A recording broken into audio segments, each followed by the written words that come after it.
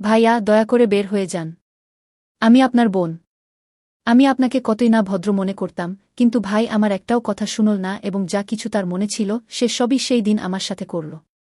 শেষ পর্যন্ত এসব কিভাবে হলো তা আমি আপনাদের এই গল্পে বলবো।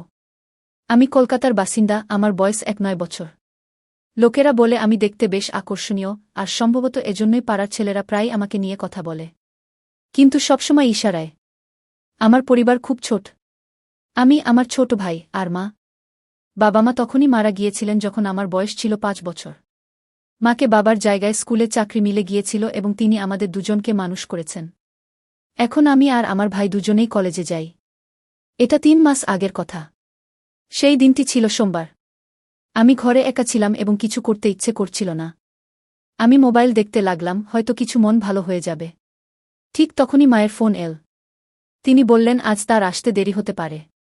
আমি বললাম, ঠিক আছে মা, আপনি আরামে আসুন। তারপর জানি না কেন আমার মন খুবই খারাপ লাগতে লাগল। আমি বিছানায় শুয়ে পড়লাম এবং কখন ঘুমিয়ে পড়লাম তা টেরই পেলাম না। হঠাৎ ঘুম ভাঙতেই আমার মনে হলো কেউ আমার পাশে বসে আছে। আমি অনুভব করলাম কেউ আস্তে আস্তে তার আঙুল দিয়ে আমাকে স্পর্শ করছে। প্রথমে আমি বুঝতেই পারলাম না কি হচ্ছে, কিন্তু যেই আমি একটু চোখ খুললাম আমি একদম চমকে গেলাম। আমার ছোট ভাই, যাকে আমি সবসময় মাসুম আর ভদ্র মনে করতাম, সেই আমার পাশে বসেছিল। আমার বিশ্বাস হচ্ছিল না যে সে এসব করতে পারে।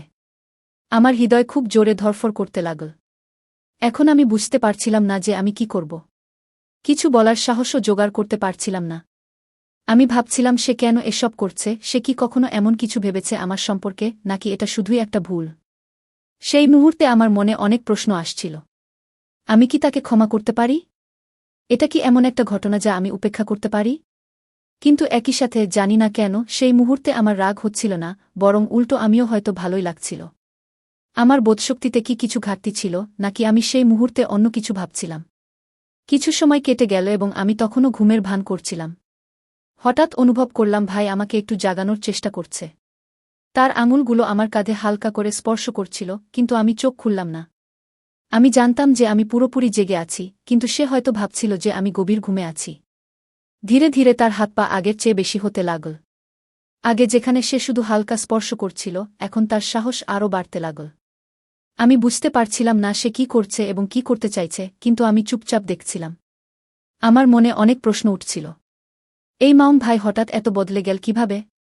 সে কেন এমন করল? আমি বুঝতে পারছিলাম না সে আমাকে ঘুমের মধ্যে কি খাওয়ানোর চেষ্টা করছিল। আমার ঠোঁট বন্ধ ছিল, কিন্তু তবুও সে চেষ্টা করছিল যে আমি খেয়ে ফেলি। আমি ঘুমের ভান করে ইচ্ছে করে একটু ঠোঁট খুলে দিলাম। আমি এমন ভাব করলাম যেন আমি ঘুমের মধ্যে আছি এবং আমার ঠোঁট নিজে থেকেই খুলে গেছে। সেই মুহূর্তে আমার ভেতরে একটা অদ্ভুত অস্থিরতা ছিল, কিন্তু আমি তা প্রকাশ হতে দিলাম না। ঠিক তখনই হঠাৎ ঘরের ফোনের ঘণ্টা বেজে উঠল। সেই আওয়াজে পুরো পরিবেশ বদলে গেল। ভাই সঙ্গে সঙ্গে ভয় পেয়ে গেল এবং ঘাবড়ে গিয়ে দূরে চলে গেল। সে এত দ্রুত উঠে গেল যে আমি বুঝে গেলাম তার মাথায়ও ভয় ছিল যে আমি যেন জেগে না উঠি। সে ফোন তুলে দেখল যে সেটা মায়ের কল। মা জিজ্ঞেস করছিলেন যে আমরা খেয়েছি কিনা। আমি মনে মনে ভাবলাম এদেরও এই সময়ে কল করতে হবে। কিন্তু সে দ্রুত কল শেষ করল। এখন আমার নজর আবার ভাইয়ের দিকে, কিন্তু যখন তাকালাম সে রুম থেকে উধাও হয়ে গেছে। আমি কিছুক্ষণ ভাবতে লাগলাম এখন কি করা উচিত। আমার মন এখন অস্থির হয়ে গেছে। সেই ভাই যাকে আমি সবসময় মাসুম আর বুদ্ধিমান মনে করতাম, সে হঠাৎ এত বদলে গেল কিভাবে? আমি কি তার সাথে এ বিষয়ে কথা বলবো, নাকি এটা উপেক্ষা করে দেব? অনেকক্ষণ আমি আমার চিন্তায় ডুবেছিলাম। আমি ভাবলাম যদি আমি এ বিষয়ে কিছু না করি তাহলে হয়তো এই ঘটনা আবার ঘটতে পারে। কিন্তু যদি আমি তাকে কিছু বলি তাহলে আমাদের মধ্যে সম্পর্ক চিরতরে বদলে যাবে।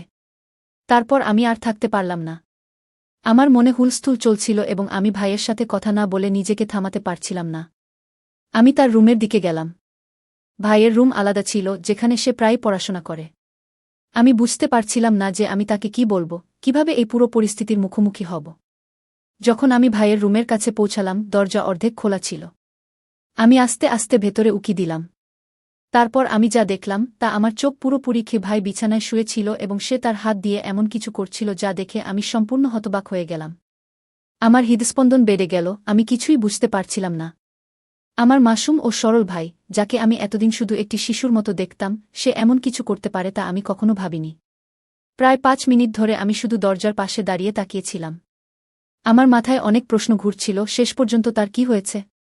সে কি সত্যিই এমন করছে নাকি আমি কোনো ভুল বুঝছি? আমি নিজেকে শান্ত করার চেষ্টা করলাম, কিন্তু আমার চোখ তার দিকেই আটকে ছিল। আমি জানতাম আমাকে কিছু করা বা বলা উচিত, কিন্তু আমার কণ্ঠ থেকে কোনো শব্দ বের হচ্ছিল না। যে ভাইকে আমি এতদিন মাসুম ভেবেছিলাম, সে আমার সামনে সম্পূর্ণ অন্য রূপে ছিল। তাকে এই অবস্থায় দেখে আমি অনুভব করলাম যে হয়তো সে শৈশব থেকে এমন কিছু দেখেছে বা অনুভব করেছে যা সম্পর্কে আমি কখনো ভাবিনি। আমার মনে তার প্রতি ঘৃণা আসেনি, বরং আমি বিভ্রান্ত ছিলাম। আমি বুঝতে পারছিলাম না যে এটি আমার কোনো ভুল ধারণা নাকি অন্য কিছু। আমি ধীরে ধীরে দরজা থেকে সরে যাওয়ার সিদ্ধান্ত নিলাম। আমি জানতাম না যে যদি আমি তাকে এই অবস্থায় থামাই, তাহলে আমাদের মধ্যে কি হবে। আমি মনে মনে ভাবতে লাগলাম যে সে আমার সাথে কিছু ভুল করেছে কিনা। এমন সময় সে আমাকে দেখে ফেল এবং তারপরই ঘটল যা আমার ভয় ছিল। বন্ধুরা, এরপরে আমার সাথে যা ঘটেছিল তা সবই শোনার জন্য আমাদের মনমোহন গল্প চ্যানেলটি সাবস্ক্রাইব করতে ভুলবেন না। যদি গল্পটি ভালো লেগে থাকে তবে লাইক ও শেয়ার করুন। ধন্যবাদ।